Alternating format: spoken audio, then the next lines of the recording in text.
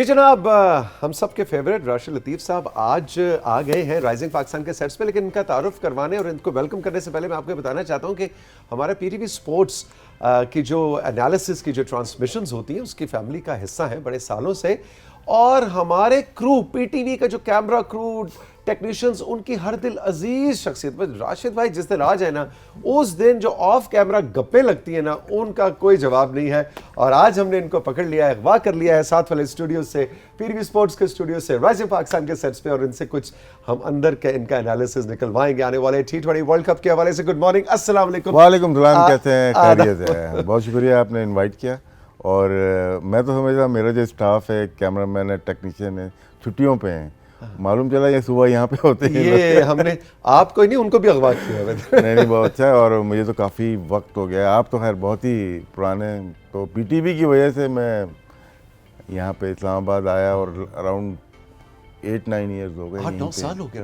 PTV में 10 साल हो गए वैसे। ओके, पहले कराची से अप एंड डाउन करता था। वो ज़्यादा खर्चा हो रहा था पीटीवी का। अच्छा। होटलिंग है या गेस्ट हाउस है या ट्रैवलिंग है। फिर लेकिन कराची को मिस करते होंगे? बहुत ज़्यादा, लेकिन अब यूज टू हो गए यहाँ पे ना। अच्छा, दिल लग गया? बहुत ज़्यादा यूज टू हो गए। और इन्वायरमेंट की बात होती है कि आप जिस ऑफिस में काम कर रहे हैं, जिस ऑर्गेनाइजेशन के साथ काम कर रहे हैं, वहाँ पे अगर आपको कोई प्रॉब्लम नहीं है, प्यार मिल रहा है, अच्छा काम चल रहा है, तो फिर लाइव मैचेस पाकिस्तान टेलीविज़न के पास होते हैं। वर्ल्ड कप है हमारे पास, फिर चैम्पियंस ट्रॉफी है, फुटबॉल हम तो नहीं करते, फिर यूरो है, तो बहुत सारी चीज़ें हैं, मुंसलिक हैं पाकिस्तान टेलीविज़न, कनेक्टेड है पूरी पाकिस्तान के साथ। अच्छा, ये अब थोड़ा सा ज़रा आपको काफ़ी साल पीछे लेके जाते हैं। बहुत साल। बचपन में बताएं कि क्रिकेट का शौक कब हुआ, और पहला क्रिकेट का पहली मोहब्बत कौन है आपके? कौन सा प्लेयर था जिसको देख के? माजिद खान। एंड फिर बाद में जावेद मियाँदाद, दो ऐसे प्लेयर थे कि जिनकी बैटिंग, फिर उसके बाद इंडिया की टीम आई, ज़हीर अब्बास साहब खेले, फिर उसके बाद बड़े बड़े प्लेयर आए पाकिस्तान के लिए खेले। लेकिन मेरा पहला टेस्ट जो देखने का इत्तेफाक हुआ वो लॉर्ड्स पे, जिसमें मैं खुद पाकिस्तान टीम का हिस्सा था। कभी वैसे ग्राउंड पे गया नहीं, स्टेडियम पे के मैचेस देखने। अच्छा। सोचा यही था कि यार जब खेलेंगे ना तो जब भी जाएंगे। तो वो 92 में जब पाकिस्तान टीम ने टूर किया इंग्लैंड का, तो वो पहला जो टेस्ट मैच था लॉर्ड्स पे पाकिस्तान जीता था, वही मैंने पार्टिसिपेट किया और देखा भी वही मैच। अच्छा, लॉर्ड्स में क्या है ऐसा? हिस्ट्री है कि होता है ना कि जैसे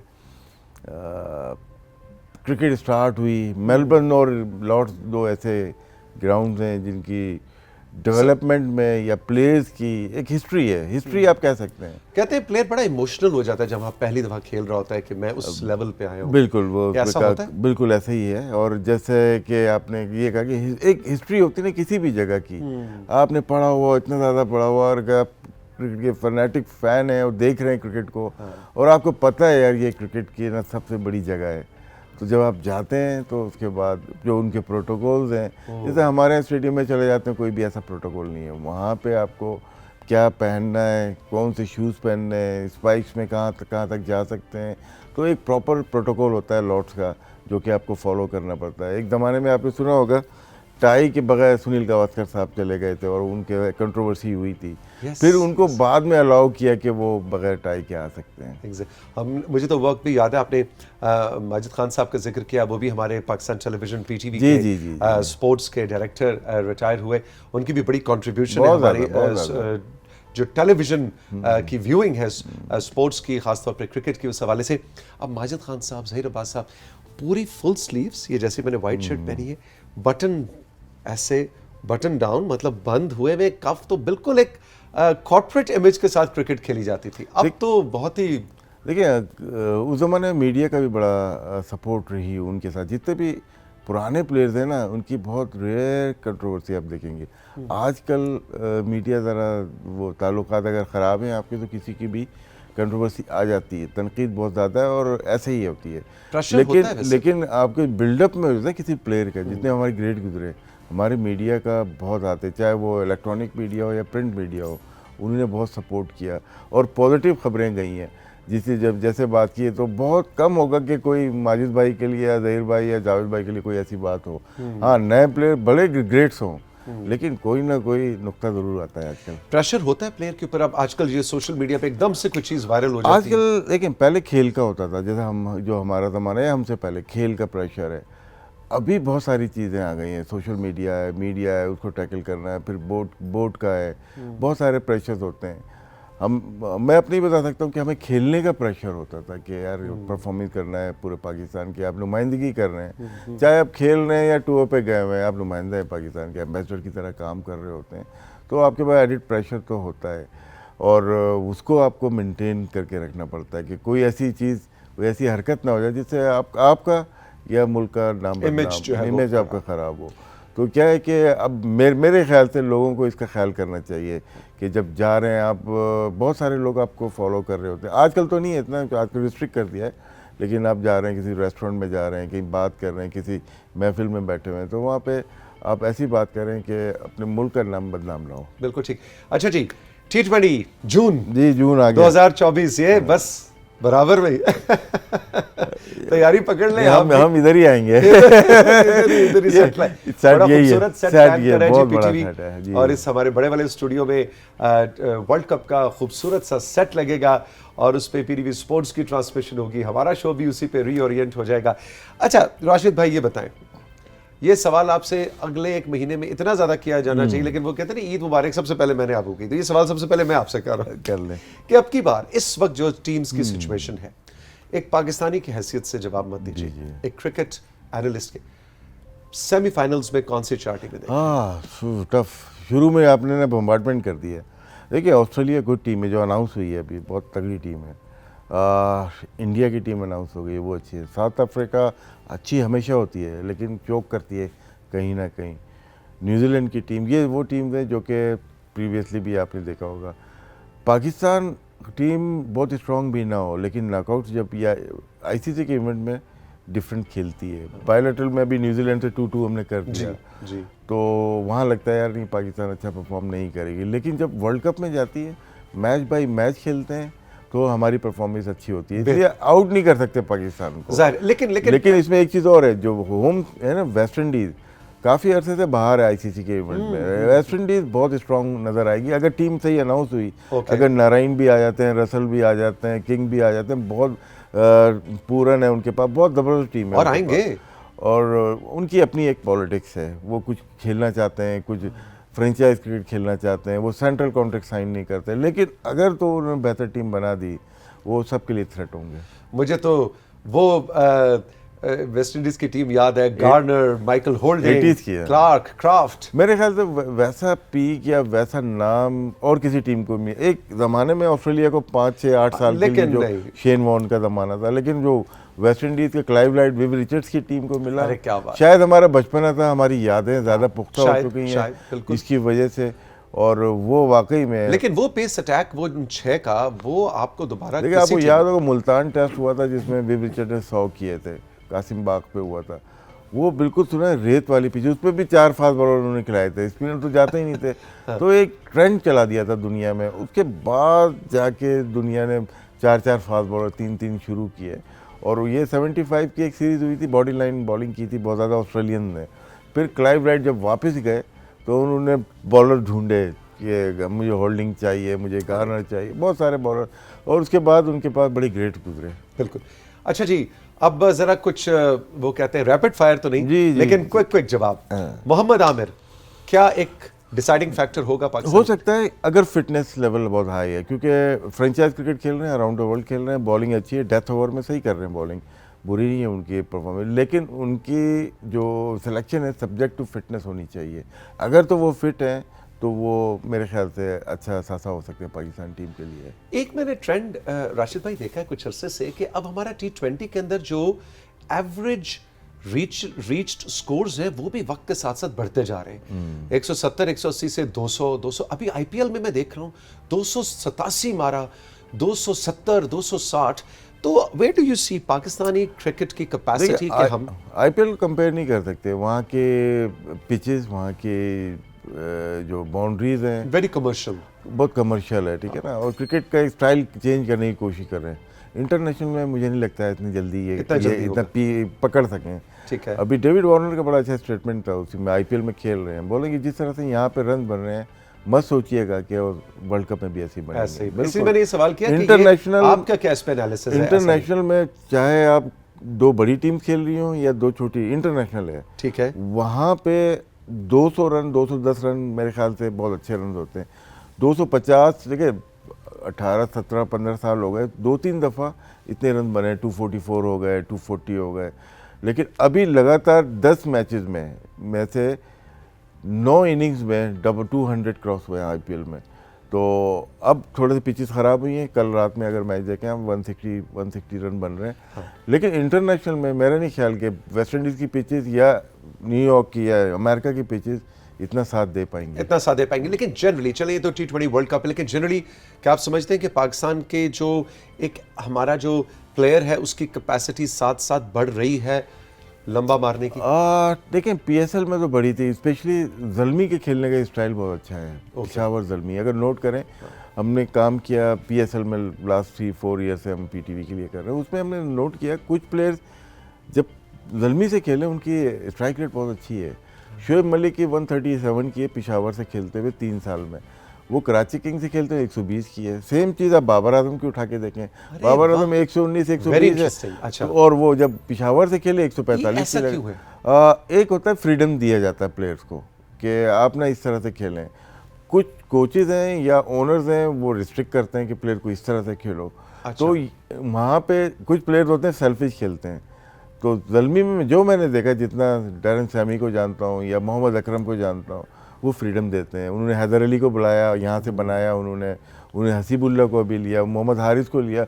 जितने भी प्लेयर्स इनके पास आए उनका स्ट्राइक रेट देखें, पाकिस्तान में जितने भी टीम्स खेल रही हैं उसमें स्पेशली पावर प्ले में अगर देखते हैं उनकी बहुत अच्छा रहता है। साइम अयूब को लिया 157 158 का उनका पावर प्ले में स्ट्राइक रेट है। बाबर आजम का खुद का स्ट्राइक रेट 155 का पावर प्ले में 2 साल में। ये चीज़ उनकी दूसरी फ्रेंचाइज में खेलते हुए नहीं थी।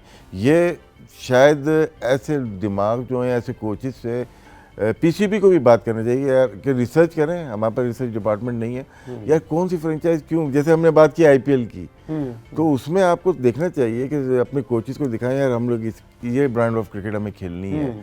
और फ्यूचर शायद वही है, उसी तरफ बढ़ रहा है। तो वो आज नहीं होगा, फिर हम उसके ऊपर काम शुरू करेंगे। एक साल के बाद आपके पास रिजल्ट आना शुरू हो जाएंगे। बिल्कुल। अच्छा राशिद भाई, आपके बहुत से फैंस हमें हमारे व्हाट्सएप पे साथ साथ आपके लिए सवाल भी भेज रहे हैं। बहावलपुर से आपको वेलकम किया है शाहिद ने, और कह रहे हैं कि मैं ज़रा पर्सनल लेवल पे राशिद साहब से पूछना चाहता हूं कि मिसाल के तौर पे मोइन खान या ऐसे करीबी जब दोस्त होते हैं, लेकिन उनके साथ आपकी दोस्ती भी होती है, लेकिन कभी कोई सिलेक्शन क्राइटेरिया हो, कोई बड़ा ओहदा मिलना हो या कोई चीज़ हो, तो कभी एक कभी दूसरा, तो आप लोगों के पर्सनल रिलेशनशिप्स अफेक्ट होते हैं? नहीं, मेरे मोइन के साथ इतने हुए नहीं, क्योंकि मैं इस फील्ड में एज ए प्रोफेशनल नहीं आया, ऐसे शौकिया में इस क्रिकेट में आया और फंस गया। और अभी भी जो काम मैं कर रहा हूँ ये मेरा प्रोफेशन है जो कर रहा हूँ। क्रिकेट जो मैंने खेली एज ए मतलब ये शौक किया खेली, प्रोफेशन होता है तो उसमें जेलिसी फैक्टर भी आता है। आप सोचते हो कि सारे, और मोइन और मैं या नदीम जो उनके भाई हैं, हम लोग क्लास फेलो रहे हैं NED यूनिवर्सिटी में, आना जाना बड़ा अच्छी फैमिली टर्म्स मेरे नदीम के साथ भी मोइन के साथ भी। और प्रैक्टिस हमें नाज़ाबाद में या मलीर हमें साथ ही करनी होती थी, तो कोई ऐसी चीज़ हुई नहीं। हमने टूर भी 5-6 बड़े टूर्स हमने साथ किए, हम साथ खेले भी, कभी ऐसी चीज़ नहीं हुई और आज तक ऐसे ही है। और बड़े खुशी हुई अभी उसका आज़म का इंटरव्यू में किसी ने मुझे भेजा कि उनको फेवरेट विकेट कीपर पूछा तो मोइन की जगह मुझे रिकमेंड मैंने देखा क्लिप। तो अगर इस लेवल तक जा सकते तो फिर हमारे अंदर कोई ऐसी बात होती ही नहीं है। बिल्कुल ठीक। अच्छा जी, कराची से एहसन ने सवाल किया है कि राशिद भाई से पूछें कि किस बॉलर की बॉलिंग पर कीपिंग करना? आमिर सोहेल। रियली? यस, मैं बहुत दफ़ा बोल चुका हूँ। आमिर भाई का ये था कि वो बॉल लेफ्ट आर्म स्पिनर थे, बॉल जोर से करते थे। जज करना मुश्किल, कौन सी ब्रेक हो जाएगी कौन सी सीधी रह जाएगी वो थोड़ा सा डिफिकल्ट हो जाता था। मुश्ताक का या सकलैन का उनका हाथ से रीड हो रही होती थी, या वसीम भाई बॉल कर रहे हैं रिवर्स स्विंग हो रही है तो शाहीन से पता चल रहा है कहाँ पे बॉल जा रही है, या विकी या शोएब बॉल कर रहे हैं या मोहम्मद अकरम या आकिब जावेद, तो हाथ से डिसाइड हो जाता था। हाफ जो कीपिंग होती है वो हाथों से डिसाइड हो जाती है। उस पे नज़र उस पे होती है? हाँ, जो हमारी मूवमेंट होती है विकेट कीपर की कि इन स्विंग है या आउट स्विंग, तो बॉडी की मूवमेंट वैसे ही होती है कि आउट स्विंग होगी तो एज लग यहाँ पे जाएगी, इन स्विंग की ग्रिप है तो मुझे यहाँ पे लेके जाना है, तो आपकी जॉब ना ईजी हो जाती है। अगर आप कंसंट्रेशन आपकी हाई है, आप देख सकते हैं इतनी दूर तक, काफ़ी दूर होता है। इंटरेस्टिंग। तो फिर उसके इसी तरह बैट्समैन का भी होता है, वो करीब होता है। हाँ। जो ग्रेट गुजरे हैं पाकिस्तान के या दुनिया के, उनको पता होता है कि कौन सी बॉल आएगी, या जावेद भाई या सचिन तेंदुलकर या इंजमाम उल हक या यूनुस खान या यूसुफ, इनको पता होता था कि कौन सी बॉल आएगी। अच्छा, एक आम तासुर ये है कि जो जितना तेज बॉलर है उसके एज अ कीपर उसके वो ज्यादा मुश्किल काम है, लेकिन अभी आपकी बातों से मुझे लग रहा है कि जो स्पिनर्स हैं स्पिनर मुश्किल होता है, वो ज्यादा मुश्किल होता है क्योंकि रिएक्शन टाइम कम होता है, बहुत कम टाइम होता है। और अच्छे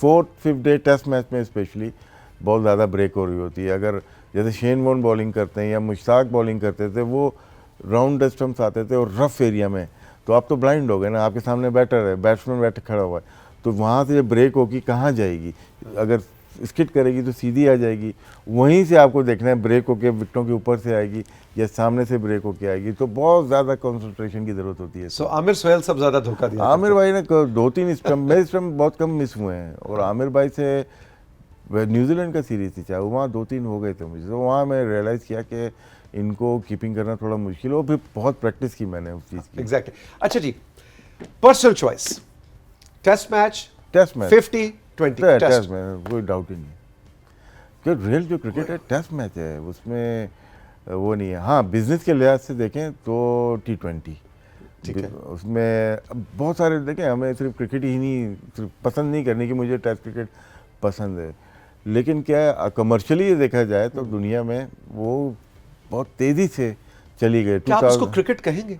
हाँ, क्रिकेट है, लेकिन कमर्शियल कह सकते हैं, एक शोबिस कह सकते हैं, एंटरटेनमेंट कह सकते हैं, तो वो बहुत सारी चीज़ें, लेकिन उससे कितने लोग जुड़ गए, देखें ना, कमर्शियली अब इंडस्ट्री बन गई ना। पहले क्रिकेट इंडस्ट्री नहीं थी, अब फ्रेंचाइज क्रिकेट की आने के बाद एक बहुत बड़ी इंडस्ट्री हो गई है। जो लोग, मुझे अच्छी तरह से याद है, मुस्तफ़ा खान साहब PCB में एक सेक्रेटरी होते थे, वो चलाते थे पूरे बोर्ड को, और कोई लोग जाना नहीं चाहते थे क्योंकि आपकी सैलरी पैकेज ही इतना नहीं होता था।